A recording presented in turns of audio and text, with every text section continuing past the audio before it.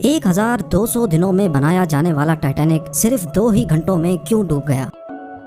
10 अप्रैल 1912 ये वो दिन था जब दुनिया का सबसे बड़ा और महंगा तरीन बहरी जहाज टाइटैनिक अपने पहले सफर के आगाज के लिए बिल्कुल तैयार था। उस दिन अटलांटिक ओशन बेहद पुरसुकून था और समंदरी तूफान आने का दूर दूर तक कोई चांस नहीं था। जहाज में 1500 पैसेंजर सवार भी हो चुके थे और लाखों लोग डॉक पर टाइटैनिक के पहले सफर का आगाज देखने के लिए खड़े थे। ना ही पैसेंजर्स को, ना ही अलविदा करने वाले लाखों लोगों को और ना ही टाइटैनिक के अमले को मालूम था कि जो जहाज कुछ ही देर में रवाना होने वाला है उसको बनाते वक्त 6 ऐसी गलतियां की गई हैं जो इस जहाज को बदतरीन हादसे का शिकार बनाने वाली। आप जानेंगे अपने दौर के सबसे महंगे, सबसे लग्जरी और सबसे ताकतवर जहाज टाइटैनिक की 6 ऐसी गलतियां जो अगर ना की जाती तो शायद आज टाइटैनिक क्रैश होने की वजह से नहीं बल्कि अपनी कामयाबी की वजह से दुनिया में फेमस होता। आखिर ऐसी कौन सी 6 गलतियां थीं जो 40 साल एक्सपीरियंस रखने वाले टाइटैनिक के कैप्टन एडवर्ड स्मिथ को भी नजर नहीं आई?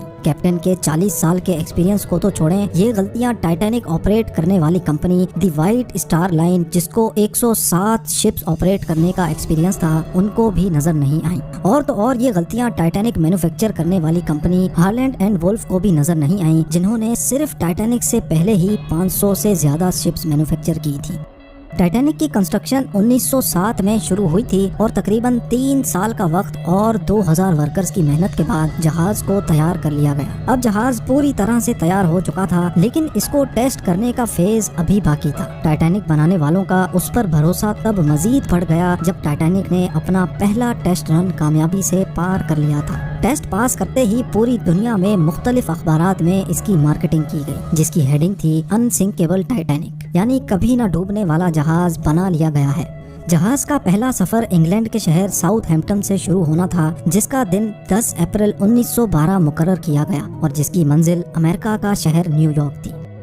टाइटैनिक के इकोनॉमी पोर्शन में सफर करने की कीमत $30 जबकि फर्स्ट क्लास में सफर करने की $150 थी जो आज के दौर में 3,40,000 रुपए बनते हैं। इस मार्केटिंग के नतीजे में यकायक सारी टिकट्स बुक कर ली गई और आखिरकार वो दिन आ ही गया जब टाइटैनिक अपने पहले सफर का आगाज करने वाली थी। मिस्टेक नंबर 1, दोपहर को ठीक 12 बजे टाइटैनिक ने अपने पहले सफर का आगाज कर दिया और साथ ही टाइटैनिक की गलतियां सामने आना शुरू हो गयी। कैप्टन स्मिथ को मालिकान की तरफ से डेडलाइन मिल चुकी थी कि किसी भी सूरत में 17 अप्रैल तक यानी सिर्फ 7 ही दिनों में न्यूयॉर्क पहुंचना है। इसी वजह से कैप्टन ने जहाज की रफ्तार शुरू से ही बहुत तेज रखी थी और यही थी टाइटैनिक की सबसे पहली गलती। कैप्टन स्मिथ को मालिकान की दी गई इंस्ट्रक्शंस और प्रेशर की वजह से न्यूयॉर्क जल्द से जल्द पहुंचना था क्योंकि ये टाइटैनिक का पहला सफर था और अगर वो न्यूयॉर्क टाइम से ना पहुंचते तो टाइटैनिक की रेपुटेशन को काफी नुकसान होता। दुनिया की कोई भी गाड़ी हो, मशीन या फिर जहाज, उनके कई ऑपरेटिंग प्रोसीजर्स होते हैं जिनमें स्पीड लिमिट भी इन प्रोसीजर्स का एक पार्ट होता है और वो पार्ट टाइटैनिक के सफर के आगाज में ही वायोलेट किया गया था। थोड़ी ही देर में जहाज साउथहैम्पटन के पोर्ट को इतना पीछे छोड़ गया कि अब दूर दूर तक नीले समंदर के अलावा कुछ नजर नहीं आ रहा था। मिस्टेक नंबर 2, अब टाइटैनिक को चलते हुए 3 दिन गुजर चुके थे। फ्रांस और आयरलैंड में थोड़ी देर के स्टॉप के अलावा टाइटैनिक पिछले 72 घंटों से मुसलसल न्यूयॉर्क की तरफ बढ़ता चला जा रहा था।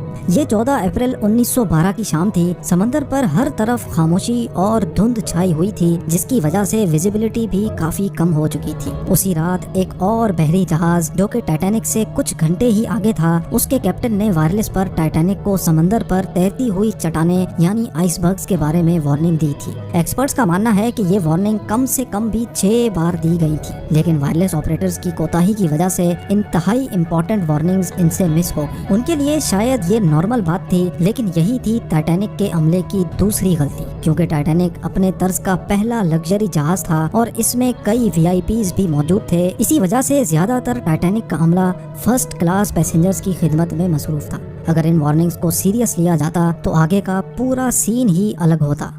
मिस्टेक नंबर 3, जहाज की स्पीड भी ज्यादा थी और उनसे एक बहुत इंपॉर्टेंट वार्निंग भी मिस हो चुकी थी। ٹائٹینک اب تیزی سے انتہائی بے خوف انداز میں آئس برگ کی رینج میں بڑھتا چلا جا رہا تھا، لیکن ابھی بھی ٹائٹینک کو حادثے سے بچایا جا سکتا تھا کیونکہ جہاز کے پہرے دار الرٹ تھے جو کسی بھی آئس برگ کی اطلاع دور سے دیکھنے پر ہی کیپٹن کو دینے کے لیے ریڈی تھے۔ لیکن دور سے دیکھنے کے لیے ان کے پاس ایک چیز موجود ہی نہیں تھی اور وہ چیز تھی دوربین۔ جی ہاں، پہرے دار الرٹ تو تھے لیکن وہ آئس برگ کو دوربین نہ ہونے کی وجہ سے دور سے نہیں دیکھ سکے، اور یہی تھی ٹائٹینک کی تیسری غلطی۔ آئس برگ کی خبر کیپٹن اسمتھ کو اس وقت ہوئی جب جہاز کے پہرے داروں نے خبر دی کہ جہاز کے بالکل سامنے ایک فٹ بال فیلڈ کی سائز جتنا آئس برگ ہے، لیکن اب بہت دیر ہو چکی تھی کیونکہ آئس برگ انتہائی قریب آ چکا تھا۔ مسٹیک نمبر 4، کیونکہ اٹلانٹک اوشن میں اکثر شپس کو ایسے آئس برگز کا سامنا کرنا پڑتا ہے جس کو بڑے بڑے بحری جہاز آرام سے ہینڈل کر لیتے ہیں، شاید کیپٹن اسمتھ نے بھی یہی سوچا تھا۔ آئس برگ کی خبر ملتے ہی کیپٹن اسمتھ نے جہاز کے انجن بند کرنے کا حکم دیا اور ساتھ ہی ٹائٹینک کا رخ بدلنے کا بھی آرڈر دیا۔ بے شک کیپٹن اسمتھ نے آئس برگ سے بچنے کی بہت کوشش کی، لیکن فاصلہ اتنا کم رہ گیا تھا کہ کچھ بھی کرنا فضول ثابت ہوا۔ آئس برگ اب ٹائٹینک کے سینٹر سے ٹکرا چکا تھا، لیکن ٹائٹینک کے ابھی بھی بچنے کی کافی امید باقی تھی۔ یہ امید باقی رہ گئی تھی کہ شاید آئس برگ جہاز کی باڈی کو نقصان نہ پہنچائے یا پھر آئس برگ جہاز سے ٹکراتے ہی خود ہی ٹوٹ جائے، اور شاید ہوتا بھی ایسے ہی اگر ٹائٹینک کی چوتھی غلطی اپنا کام نہ دکھاتی۔ ایکسپرٹس کا ماننا ہے کہ ٹائٹینک کی باڈی پر جو ریوٹس لگی تھیں وہ اسٹیل کی نہیں بلکہ کاسٹ آئرن کی بنی تھی۔ ان ریوٹس کا کام لوہے کے بڑے بڑے پیسز کو آپس میں جوڑے رکھنا ہوتا ہے، لیکن چونکہ کاسٹ آئرن اسٹیل سے نرم ہوتا ہے، اسی وجہ سے جس جگہ آئس برگ ٹائٹینک کی باڈی سے ٹکرایا وہاں کے ریوٹس پریشر کی وجہ سے کھل گئے، اور پھر وہی ہوا جس کا ڈر کیپٹن اسمتھ کو تھا۔ مسٹیک نمبر 5، ٹائٹینک کی ٹکر ایک فٹ بال فیلڈ جتنے بڑے آئس برگ سے ہو چکی تھی اور اب جہاز کے نچلے حصے میں پانی بھرنا شروع ہو چکا تھا۔ اس خطرناک تصادم نے پورے عملے اور پیسنجرز کو الرٹ کر دیا تھا، اور ساتھ ہی جہاز میں موجود ٹائٹینک کے مالک جوزف بروس کو بھی۔ بے شک ٹائٹینک میں پانی بھرنا شروع ہو گیا تھا، لیکن ابھی بھی ٹائٹینک کے بچنے کی امید باقی تھی، کیونکہ ٹائٹینک کو ایسے ڈیزائن کیا گیا تھا کہ اگر اس کے 3 فلورز میں پانی بھر بھی جائے پھر بھی یہ نہیں ڈوب سکتا۔ لیکن بدقسمتی تھی اس جہاز کی کہ 3 فلورز کو کراس کر کے پانی اب 4تھے فلور تک جا پہنچا تھا۔ اب معاملہ ہاتھ سے نکل چکا تھا، ٹائٹینک آہستہ آہستہ اوشن میں ڈوبتا جا رہا تھا۔ اب جہاز کی فکر کیے بغیر اس میں موجود پیسنجرز کی جان بچانے کا وقت آ چکا تھا۔ کیپٹن اسمتھ نے ریڈیو پر ایمرجنسی الرٹ جاری کر دیا، جب تک کوئی مدد کے لیے آتا تب تک پیسنجرز کو لائف بوٹس میں شفٹ کرنے کا پلان کیا گیا، لیکن اس موقع پر 5ویں غلطی نے اپنا کام دکھا دیا۔ جی ہاں، جہاز میں ٹوٹل 32 لائف بوٹس کی جگہ تھی، لیکن کوتاہی کی وجہ سے صرف 20 بوٹس ہی رکھی گئی تھی۔ پیسنجرز تھے 1500 اور بوٹس تھی صرف 20۔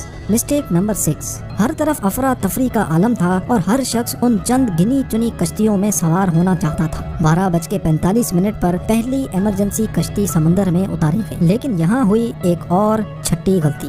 افراتفری کے عالم میں کشتیوں کو پورا بھرے بغیر ہی سمندر میں اتار دیا گیا، جس میں زیادہ تر فرسٹ کلاس پیسنجرز کو ترجیح دی گئی تھی، یعنی جو لوگ زیادہ امیر تھے ان کو پہلے بٹھایا گیا تھا۔ کشتیوں میں اگر زیادہ پیسنجرز کو بٹھایا جاتا تو انسانی جانیں کم ضائع ہوتی۔ اب جہاز تیزی سے سمندر میں ڈوبتا جا رہا تھا۔ 2:18 پر شارٹ سرکٹ کی وجہ سے ٹائٹینک کی ساری روشنیاں بجھ گئی تھیں اور اگلے ہی لمحے جہاز ٹوٹ کر 2 حصوں میں تقسیم ہو گیا۔ یوں ٹائٹینک کو سمندر کے اندر مکمل طور پر ڈوبنے کے لیے 2 گھنٹے 40 منٹ لگے، اور اس طرح 1500 لوگ اٹلانٹک اوشن کے ٹھنڈے پانی میں ڈوب کر مر گئے۔ آپ کو ایک اور بات بھی بتاتے چلیں کہ پانی کا ٹیمپریچر اس وقت -2 ڈگری سینٹی گریڈ تھا، مطلب اگر پیسنجرز اس ٹھنڈے پانی میں چھلانگ بھی لگاتے تو بچنے کا کوئی چانس نہیں تھا، کیونکہ انسان اتنے کم ٹیمپریچر میں 30 منٹ سے زیادہ زندہ نہیں رہ سکتا۔